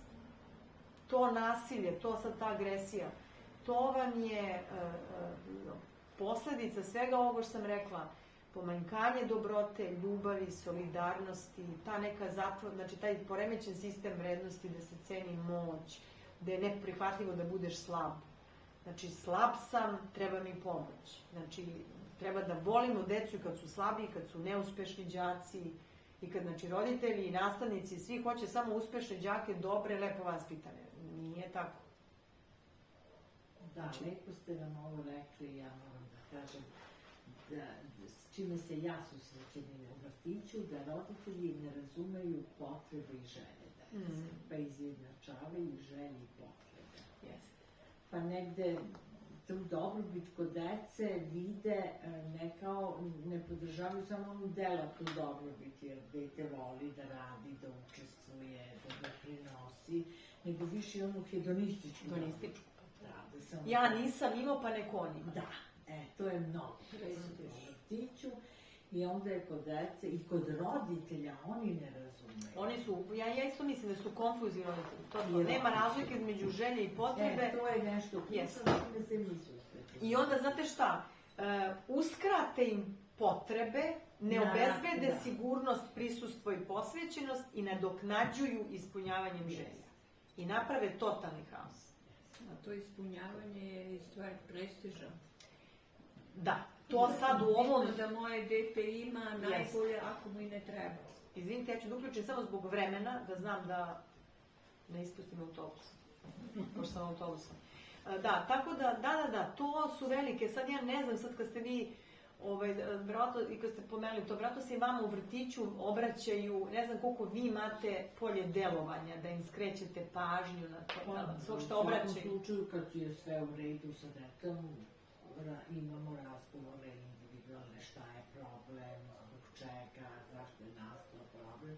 I ako iz detetovih potreba, onda osvešćujemo da je to deteto potreba za kretanjem, za druženjem, za govorom, a za spavanjem, da nema potrebu. To treba ispoštovati kod dece, da nemaju sva deca iste potrebe za snom, za jelom i tako. Ali negde uspe, negde ne uspe, negde se roditelji I roditelj je ta karika koja je nedostaje. Ali sa druge strane, mi odrasli moramo da imamo razumevanje za roditelje. Nije naša uloga u tome da ih osudimo, nego da ih razumemo. To da razumemo da oni to rade iz neznanja. Da ih razumemo i kad su slabi i nemoćni. To je u stvari to što sam sad rekla na kraju. Jeste, naravno, moramo da razumemo. Naša uloga je na profesionalnom planu da ih razumemo. Normalno i da savjetujemo, ali nemamo ni prava da se ljutimo. Da, pa ne. Mi ne smemo da se ljutimo. S ove uloge mi terapeuti ne smemo da se ljutimo. Ali dobro, poželjno je da se i vi ne ljutite. Da, možemo, ne možete u svuda da primenite to, ali ima nekih rezultata. Bitno je da se dečje potrebe budu zadovoljne. Jeste, pa to ono što malo rekla, često roditelji greše iz straha, znate, kad su prepadnuti, tad se najviše greške prave. Pa da, iz straha, prestanu ja da misle. Kao roditelj, prestanu da misle. Ja koliko puta kao roditelj mislim za moju, recimo, kad je moja ćerka u pitanju, ja želim, neki put se preispitam, želim da ona donese odluku koju bi doneo najbolji odrastak. Što to radi? Dok je bila mlađa, iz tog straha, iz želje da ona bude dobra, ne dovoljno dobra odluka, nego najbolja odluka koju bi doneo odrastak, koju bi vi imali tvojali, neko ko ima toliko iskustva, a ona nema toliko iskustva. I to su onda sukobi. Jeste, vidite, sad ste odlično pomenuli nešto što nisam pomenula, kad kažem najčešće roditelji greše iz straha. Vidite, greše iz očekivanja. Znači, to je ono što sam na početku rekla na spontani, znači, majka treba da vidi kakvo je njeno dete. Mirno, temperamentno, nemirno, ovako, onako. I to sa što vi kažete, šta dete ima afinitet, talente, može ovo, ne može ono. Ne da svoje očekivanja i neodsanjane snove prenosi na dete i sad očekuje da dete to ispunjava. Nego mora da vidi šta to dete može, voli, želi i onda prema njegovim mogućnostima da ga podrži. A ja sam htjela da kažem, pošto svi imamo, ja sam uvijek htjela da oduzimam vreme, možda neko drugi hoće da kaže. Ne, baš nam drago da nam se vi obratite. Pa dobro, to imam naravno kao i Bilja puno primjera iz prakse. Htjela sam prvo jedno da kažem, ali sad sam htjela na ovo da se nadovežem. U zadnje vreme, u stvari nas dve, ja sam starija i od tebe naravno, odrastale smo u vreme u vreme kada je bilo imperativ biti odličan đak. I apsolutno ako si odličan, jednakost da si i dobar. I da imaš društvo i da te učitelji vole i da te forsiraju. A oni koji su bili slabi, oni su bili kao malo ili malo više po strani. Onda moje iznenađenje životno iskustvo je bilo da oni koje sam možda i ja u svojoj glavi tako prihvatila to vrednovanje, kad je prošlo vreme pa kad sam sazrela, onda oni koje sam ja možda negde isto diskvalifikovala ili razmišljala na isti način, ispostavilo se da su bili mnogo uspešniji nego Ovi koji odlikaši. su bili odlikaši. Sad, pošto sam ja predavala 21 godinu u srednjoj medicinskoj školi sad od COVID-a, tu sam još više obogatila to iskustvo.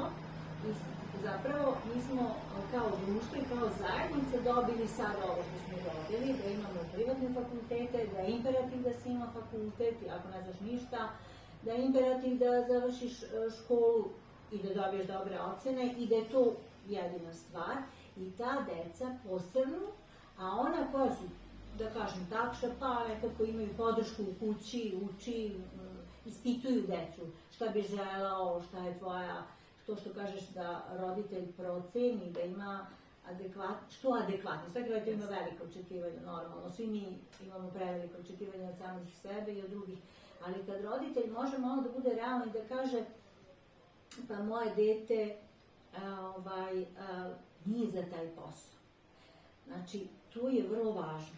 I ja sam nekako radeći u školi potpuno izmenila, ne zato što sam psihijatar i psihoterapeut i tako dalje, još mi je mnogo značilo to kad sam videla kako su prolazili odlikaši, kojima sam ja u duši onako se divila, naravno trudila sam se da budem koliko toliko profesionalna, korektna, i oni koji su bili slabi đaci, pa sad kad čujem gde su, šta rade i tako dalje, a neki se zapamtila bukvalno po neznanju, znači, a neke po znanju, jel? Tako da mislim da je to važno da, na primjer, da ovakve razgovore ili ovakva predavanja slušaju prosvetni radnici, naravno i roditelji, svakako, ali i prosvetni radnici koji ne treba da se nekako da produžavaju taj obrazac školovanja dece, u smislu mora da ima 5 ili mora da bude odličan ili mora da ga pustim i tako dalje. Nije strašno dobiti, zapravo je uvek, sad sam mnogo drugačija, naravno u ovim godinama, i uvek nekako podržavam decu i obično kažem kad ima neko dete sve petice, ja kažem bilo bi dobro da nekad dobiješ i jedan. Da vidiš kako to izgleda, to nije ništa strašno dobiti jedan, ne znači ni da si glup, ni da si lud, ni da si ružan, ni da si loš drug, ni da si loš sin i tako dalje, loš momak i tako. Tako da mislim da samo društvo nam je posebno u odnosu na to, biti moćan, ako imaš diplomu, onda si pametan, ako imaš para, onda si jak i moćan. Ali zato što rekla, ne vrednuju dobrotu, plemenitost, ljubav, nema to, više nisu vrline. Znači, nema da se nagrađuju učenici koji je dobar drug ili ne znam šta, nego samo da li si uspešan, da li si išao na takmičenje, nisi išao na takmičenje. Potpuno rascep u odnosu na znanje i na ljudsko iskustvo. Mislim, to je katastrofa. Ja imam jednog rođaka, izvinite, jednog rođaka, to mi je prilično blizak rođak, i on tako voli stalno da priča, da se šali, i ima dvojicu, to su već momci, taj njegov mlađi sin je bio tako slabiji nekako đak i tako, pošto se taj moj rođak razveo, on je tako učio, pa pored bake tu stavila neka od nastavnice, pa ga malo izlačila, pomagala mu u školi, jednostavno dete nije mnogo učilo. I taj moj rođak, kad je on završio osnovnu školu, kaže meni, znaš, kaže, ajme se pominem ime, kaže, on je mnogo dobar, ali malo, kaže, tanak u pamet. I sad, pošto on voli tako da lupa gluposti, ja neko malo sam čupo šta pričaš, on kaže, pa jeste, mi ga volimo, on je naš, ali malo, zato što je slabo položio prijem. I on je na to napravio šalu. Međutim, taj njegov sin je upisao, otišao je kod ovog frizera, učio je zanat i odličan je frizer, majstor. I on sada, jako jedan divan dečko, koga ja isto obožavam. Sad ta šala od tog mog rođaka nije baš možda primerena, ali što kažeš, svaki je primer za sebe, on ima izuzetno dobar odnos sa svojom decom, što je vrlo važno. Taj dečko je sad prvo odvojio se rano, plaća sebi kiriju, lepo zarađuje, čak mi dolaze neki pacijenti iz tog majstora, pošto on nije Sjukin, dolaze mi neki pacijenti i kažu, kaže mi jedan mali, kako vi imate ovoga, kaže, na Facebook, na Instagramu, kako ste vi s njim povezani? Pa rekao, to mi je neki dalji rođak. Ja kažem, bože, to je moj frizer, on je šiša, on je najbolji u gradu, znate. To je ono što, na primjer, čitavi toj možda i bizarnoj konstataciji od tog mog rođaka, činjenica je da nije imao veliko očekivanje od svog deteta, da ga nije pritiskao, da je od toga napravio možda neku šalu. Ali ga je pustio da ide za svojim talentom. I on je sad uspešan. Znači ima svoju lepu platu, lepo živi. A da je on krenuo, on ne uči ništa, mislim da bi jako to dete bilo isfrustrirano. On sad bio jedan fin, zgodan, dečkić, momak. I ja mislim zaista da treba svako da promisli kad njegovo dete treba da upisuje školu, srednju ili fakultet, gde će.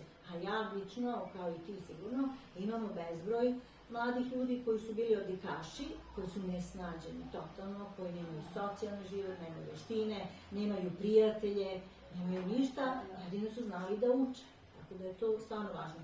I htjela sam da kažem, kad se ono priča o prvom razrednom periodu, o prvoj fazi, recimo iz iskustva, verujem da imaš i ti, ja nisam sklona da pišem radove, ali mi je žao što možda nisam pravila tu jednu statistiku. Znači ima mnogo slučajeva gde god je majka na porođaju bila životno ugrožena, ta majka imala loš kontakt sa svojim detetom. Pa to je prepreka. Znači, i tu je mnogo važan moment. Znači, ali tu, čim mi kaže, znate, ja ga sam preživjela, ja odmah znam šta je bilo. I normalno, zato je važno... Inkubator i to, kao odvojenost, to je isto strašno. Ali ne dete, nego majka. Majka je tako. Doktorka, mene su oživljavali, doktorka sam htjela da umrem, doktorka, bilo je pitanje da li ja ili dete ili tako dalje. Ja mislim da taj podatak, svaki, naravno, ljudi iz njene okoline treba da znaju i uopšte, naravno, i terapeuti ako im se obrati, da je tu pomogla, jer ta majka posle ne može da se poveže dobro sa detetom. Da vam kažem, vidite, to je i sa majkom, ali to je i sa bebom, jer su majka i beba, jer je majka u tom povišenom stanju senzitivnosti toliko neodvojiva od bebe. Znači, vidi kod kaže beba, to ne postoji, samo postoje beba i mama zajedno. Sad vidite, ovo što je Sneža rekla, to kad je majka imala, ali vidite, isto tako i dete. Znači, znam mnoge majke koje su imale dete na samrti. I onda, zato da će da bude pazite, majka koja ima iskustvo na porođaju, da je maltene izgubila dete, da je dotakla iskustvo da je dete umire, kad joj dođe dete, ona ima teškoću da se poveže sa tim detetom. Razumete? Znači, ta neka prepreka na početku života koja je bilo težak porođaj, bilo to inkubator 2 mjeseca, to je prepreka u tom usklađenom, tom susretu, tom odnosu. Jer, znate kako, šta su prepreka? Doživljeni strah, doživljena tuga, doživljeni očaj, znači majka poveruje. Bio je neki jako lep film, ja mislim da je vjerujem da to možete da nađete na internetu, da pogledate, mislim da se zove Plačuća, Weeping Camel, znači Plačuća Kamila. Znači u nekom plemenu, tamo negde u pustinji, Kamila koja je imala traumatičan porođaj i koja neće da prihvati svoju bebu, Kamilicu. I to vam je, zato ono, ja sam to kad sam otišla u selo, baš sam se čudila i videla sam to, kako, recimo, kada, na primjer, jagnje, ako je ovca imala taj težak porođaj i nešto se dogodilo, ona odbaci to jagnje, ne može se poveže sa tim. A to vam je ne samo u ljudskom, a tek je to u ljudskom svetu, zamislite to. U životinskom svetu, znači ono instinktivno, muka i bol, zapamti refleksno. A majka je još i psihološki, ako to je strašno. Sad da kažemo, dobro, ovo je već možda psihoanalitički, ali moja neka razlika u tome da ako je majka na porođaju imala dete, ako je njeno dete bilo ugroženo, obično će kasnije ona da bude prezaštićujuća prema detetu. A ako je sama bila životno ugrožena, to je moje iskustvo iz rada, znači ona će više da ima jednu pasivnu, neki pasivni otpor, negativizam, loše povezivanje. Ali znaš zašto bude zaštićujuća? Zato što prepokriva svoje osjećanja Jer Naravno, ona za vidi da osjećanje ne ne može vidi. da se pojavi. Pazite, majke koje preterano čine svoje deci, one prebrižne majke, koje su prezaštićujuće, to su majke koje imaju problem da se opusteno povežu s detetom i onda to preterivanje, taj višak. Zato ti kažem, to je u suštini je ometen odnos. Ona Samo ima neka lakva. majka ode u prezaštićivanje, preterivanje, a neka majka bude... Jeste, ali ova koja je bila životno ugrožena, ona nema taj osjećaj osjećanja krivice, odgovornosti. Da. A kada A je ova ima. dete, Jest. ona ima Ona i ima. zato ga prizaštićuje. Tako da to je moje neko Ali iskustvo. opet pogreši. I ovako I jedna i druga, naravno. Da, i šta preporučujete majkama koje baš idu u taj prezaštićen odnos? to me zanima. Ne mogu da se konektuju. Vidite, znate kako, zato su važne ove priče da može da se prepozna to, da može da se reaguje. Da takva majka može da zatraži savjetovanje, jedno savjetovanje, 2 savjeta, kaže, znate šta, primetila se, ne mogu se opustim. Znate kako, dođu, na primjer, majke i kažu, dete neće da se odvoji, na primjer, sad, ne znam, 2. razred, neće da ide u školu, razvije neku sad tu školsku fobiju, neće bez mame. A vi kad počete da pričate, da istražujete, vi vidite istoriju jedne neodvojenosti mamine od bebe. Mamine od deteta, znači mama koja je toliko bila anksiozna i plašila se da pusti svoje dete bilo gde. I ona meni kaže da li ja nisam prenela. Ona sad možda misli da je prenela što se plašila.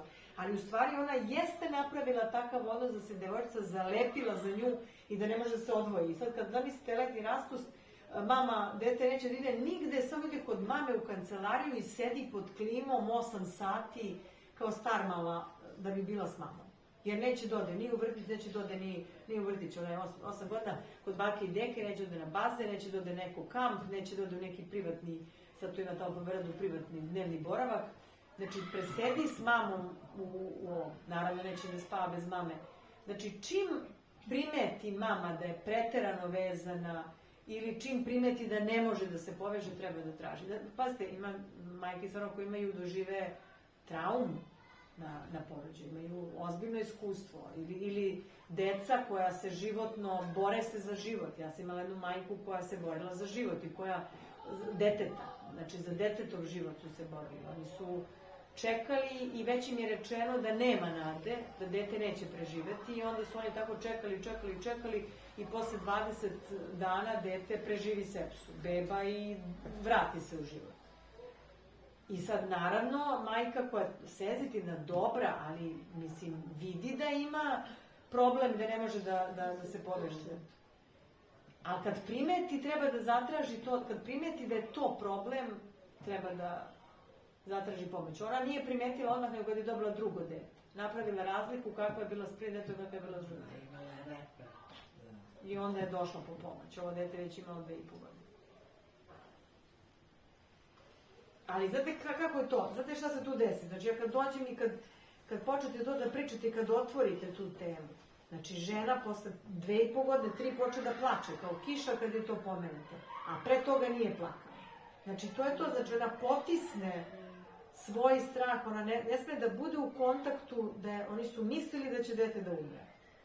I ona je to potisla, stegla se i dete je došlo, hvala Bogu, super, ona, sve što kaže Sneža, trči, ono, doji, sve je fantastično, ali ne može da se oslobodi onog osjećanja s kojim je bila 20 dana. Ona je 20 dana bila s osjećanjem da dete umire. Ili, na primjer, majka neka koja mi je došla, baš ta devojčica treba promeni pol. Rekli su i lekari da je dečak. I kaže, on je nosi trudnoću i rodi se devojčica. I sad, pazite, ona kaže, doktorka, naravno voli moje dete. A trebalo mi je 10-15 dana da se povežem sad sa ženskim detetom, jer sam bila pripremljena na muško dete. A kaže, moj suprug, on nije mogao da se poveže, kaže, sigurno 1 godinu dana.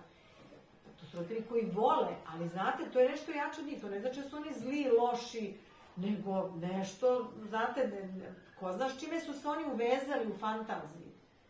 Sa iskustvom, kad su oni imali, ne znam, brata, sestru, mamu, tacu, razumete, ko zna s čime je to? Pa meni su rekli da je devojčica stvarno. I kad sam otišla da se porodim, rodila sam dečaka. Imamo primjer. Isto imamo primjer, ja sam imala težak porođaj. Mihajla su 2 puta doživljavali, ali ja nisam imala taj problem. odbacivanja deteta, neprihvatanja deteta ili bilo čega, mislim, prosto. Zato mi se to malo deluje nelogično kad slušam, jer sam imala i jednu i drugu i težak porođaj i Pa dobro, vi ste to na neki svoj način prevazišli, ne znam, možda ste... Ja sam ne, htjela bila da psihički kažem jaka, ne znam. da sam imala sličan slučaj. Ja sam se samo 18 godina porodila sa njom, 20 dana su se borili za njen život. Nisam imala problem, jako sam ja bila dete. Ja sam bila nezdrava. Mi smo se povezale do te mere da smo sad kao jedno. Pa ja sam mislila da ste sestre. Ne vidim. Hvala na komplimentu. Ali mislim da sam ja tu pogrešila donekle, da grešim i dalje. Štiti me previše. Strah me je da ne napravim moje greške, šta sam ja uradila, šta sam mogla, zašto sam tako mlada, sve to. I bojim se sad kad sam vas slušala, da sam ja njoj napravila problem, veliki u nekim stvarima. Te vezanosti. Da. Aha. Mnoge stvari nije iskusila sama, nije sama donela odluku, zato što sam ja, nemoj tako, bolje je ovako, ja sam uradila tako, mislim da sam tu grešila mnogo. Vidite, da vam kažem, svi grešimo i mi koji ovoliko znamo, isto grešimo. Znači, nije, pazite, ulozi roditelja, to je toliko jedna kompleksna priča, šta se tu, pazite, znate kako kažu, kad su dvoje u krevetu, nisu dvoje u krevetu, nego su šestoro u krevetu, jer svak mentalno nosi svoj roditeljski par. Znači, tako da, šta se tu sve uplete, zašto neko ovako, evo, zašto je gospođa tako ladno to predla, a neko ne može i muči se s tim. Super, meni je drago i sigurno ima primjera da to ljudi prevaziđu. Ima primjera kojima to bude jako teško, neki koji nisu ni svesni da im je teško. Nego, znate kako, mi se to, obično to otkrijemo, to se kasnije otkrije. To se mnogo kasnije, kad dete odraste, pa upadne u neki problem, pa onda kad se vrati da se vidi ta priča. Sigurno da postoje osobe koje mogu da prevaziđu mnogo lakše, da izađu na kraju, što mi kažemo rezilijentne. Postoje osobe koje su otporne na traumatska iskustva i mnogo se lakše izbore, a postoje osobe koje su senzitivne, umereno, a neke koje su hipersenzitivne. Znate, i sad, važno je, nije strašno što grešimo. Važno je da kad greške otkrijemo, da se bavimo i preispitujemo da li grešimo, a kad otkrijemo, da vidimo šta može sad da se uradi da se ne greši dalje. A svi grešimo. To nema teorije da nisam, ni ja sam pogrešila, svi smo pogrešili. Koliko god da si profesionalan, ti si roditelj za svoje dete i to nema vezu uopšte sa poslom. Ma naravno, da vam kažem, grešimo, mislim da je god su osjećanja, pa čovek nije mašina. Da, žao ti, recimo, mi vaspitači, žao nam je odvajanje deteta od roditelja kad bude taj period prilagođavanja, ali opet svoje dete je nešto drugo, gledaš ga. Naravno, znači sad ako ste shvatili da ste pogrešili, gledajte šta sad možete uraditi da se polako korigujete. Ni jedna greška nije samo greška. Uvijek donesi, kad shvatimo i neku dobru stranu i neko dobro iskustvo, drugo, možda ako vi gledate da ste samo pogrešili, onda stalno mislite i opterećujete se samo pogrešio sam, ali taj postupak da se neko uda u 18 godina i da dobije bebu nije samo greška, nekad je to i blagoslov i benefit i sutra kaže, baš lepo, lakše mi je bilo sa 18 nego sa 38 i tako. Ta odluka da rodi sa 18 godina je plus. Da, ali da vam kažem, ja sad ne znam, dobro, vi ste mladi, ali u vremenu, znači, kad su naše mame i bake rađale su davale u 17 i 18 godina. Znači, to je sad možda retko, ali nije ni sad toliko retko. Pa sad ponovno se vraća to. Da, ali ipak to je, vi ste mlađi pa niste to inače, da ste živeli kao vaša baka, verovatno sve su se žene tada dale u 18. Ne, ona možda misli da profesionalno i ovako, da je učila, da je studirala, da bi možda dobila tu, nego je prekinula to udajom i rađenjem. Da je to boli. A to ste mislili. Pa uvijek nešto dobijete, nešto izgubite. Da. Dobili ste da ste mlada majka i da svi misle da ste sestre. I svoje dece. Ja sam mislila da su drugarice. Ja, hvala vam. Svi prolaze sa ne, malo pre kad ste ušle i ja rekao da nešto ne lupa, mislila da ste sestre. Ne, imam još dvoje dece koje nje. I mislim da mnogo stvari koje ste sad pričali da bi trebalo deca da čuju. Imam čerkicu koja ima 10 godina, mnoge stvari bi trebala da čuje. Ne samo ona, nego uopšte Pa, deca. znate kako, nekad i na predavanjima, kad držim oko, bude i dece. Nekad, bilo mi je zanimljivo kad sam u Čačku držala, prošle godine u oktobru, bili su mladi bračni par sa bebom u kolicima. Jer hteli su jedno i drugo da dođu, poveli su bebu i beba zaspala. Znači, prvo su nosali, jedno drugo beba zaspala. To mi je onako baš bilo. I uvek bude dece. Uvek bude dece, bude tinejdžera. Koliko vaša ćerka ima? Od adolescent do 18, da, bude uvek tako, 15, 16, 17, 18 adolescenti slušaju. Ja sam znala da ne. Liljo, koliko imaš u domu? U pola se. Kako idete, kako idete do rasporeze? Pa mislim, Jelena mi je rekla. Ja ne mogu i ja da Iz Javnog.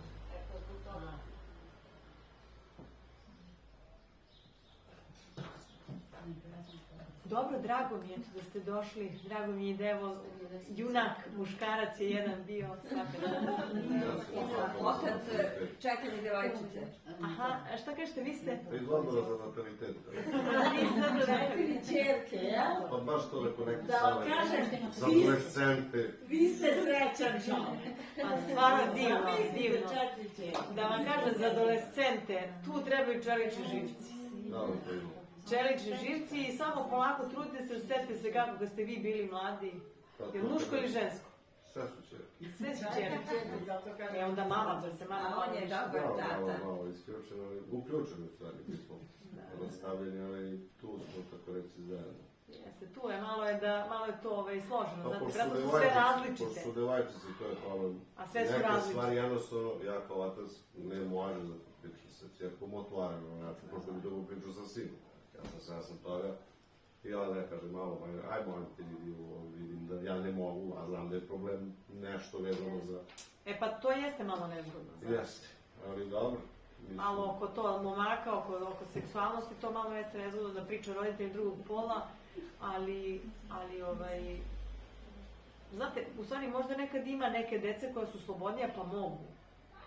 Pa nije, ne bude problema. Nekako pratite. Jel? Pa da. Šta bi da bi njima prijavili? Da, sve su različite, znači, totalno različite ličnosti. Ovo je najbolji savjet generalno. Samo kad vidim problem i čujem, mora da se setim šta je bilo kad se ja imao te godine. Znači, to je primarno. Ako si to, ja sam već star, to je veliki problem. Znači, to ti šiša, ti si junelac, pa čekaj, pa ja sam imao 15 godina, pre 20 neku godinu. Šta ste vi radili u tom uzrastu, šta Pa je se vas setim privlačilo? neki odnos sa majkom, sa ocom, nešto šta mi pričali, pa neko društvo, pa je onda sve to dođe lakše. A ako glumimo kao neke velike, tu su problemi neminovni. Jeste. Znači, kao ne može, pa tu se koliko primjera bilo, tako ženska deca, ne može, ne da malo 14-15 godina preko prozor Jeste. i poslije ti se slikaj. Pa naravno, znate šta, ja kad mi dođu tako roditelji, ja uvek prvo što kažem kad je neki problem, samo reko sačuvajte prvo odnos sa detetom. Najvažnije je da sačuvate odnos, poverenje, da hoće sama da razgovara. Ako nastupite strogo, kažnjavajući, odsečete, to je opasnost. Znači, samo da ne gubite kontakt. Da šta god je, doćete da saslušate, da ćete da razmislite, da kažete, znaš šta, zbunila si me, ne znam, daj mi malo vremena da razmislim to što si me pitala. Nije strašno reći zatečen sam ili izreagovao sam iz straha, izvini. I to se doživi. U treći djet, ono sad, već 8. razred, kaže, nešto me pitao, kaže se, pa izvini, mogu da sam, evo. Tata kaže, mislim da ti ipak ne znaš baš sve. Znači, već i ona, to je 14 godina, već su, kaže, atributi i u glavi, i iz polja, pa rekao, dobro našto, rekao, ne znaju oči i o majke sve, znači nešto moraš i sam da. I tad oni to otkrivaju i tad im je to važno. Da, Znate, da, da bi se više- odvojili od vas, da vas malo ono Više nisam dezidarizuju. Superman, majka Niste. nije super žena, savršena. Mora malo da vam umanji vrednost da bi se lakše Pa da, odvojili. mogu, da. Sve to ima svoje. Tako je to, da se ne rasturamo kao što je postala moda, Da. kao društvo. Ima taj moment, ja sam nešto odlični su isto je služi. Koliko utiče na to, ona sad, da kažem, površnice, kao rana sudova, rana uradila. A koliko to bila prednost za ovaj narod, za ovu državu? Pre. Kad su i oni u kući imao 4-5 generacije da žive zajedno i da se pomažu, da se savjetuju i da zidaju to sve dalje. Pa smo pali na 4, pa na 3 i idemo prema 2 generacije u vek.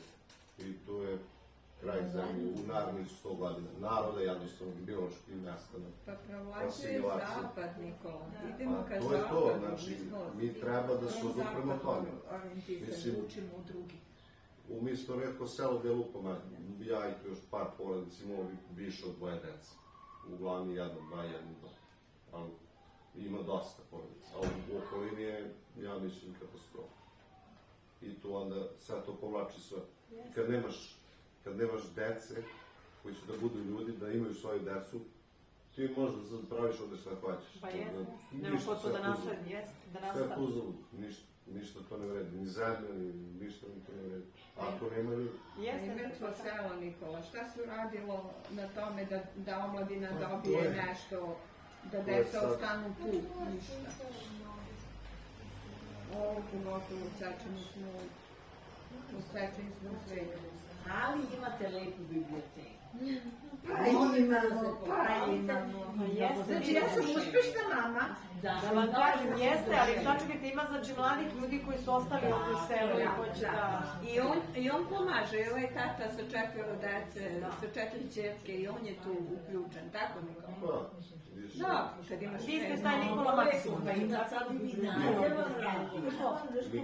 Nikolić. A Nikola Nikolić.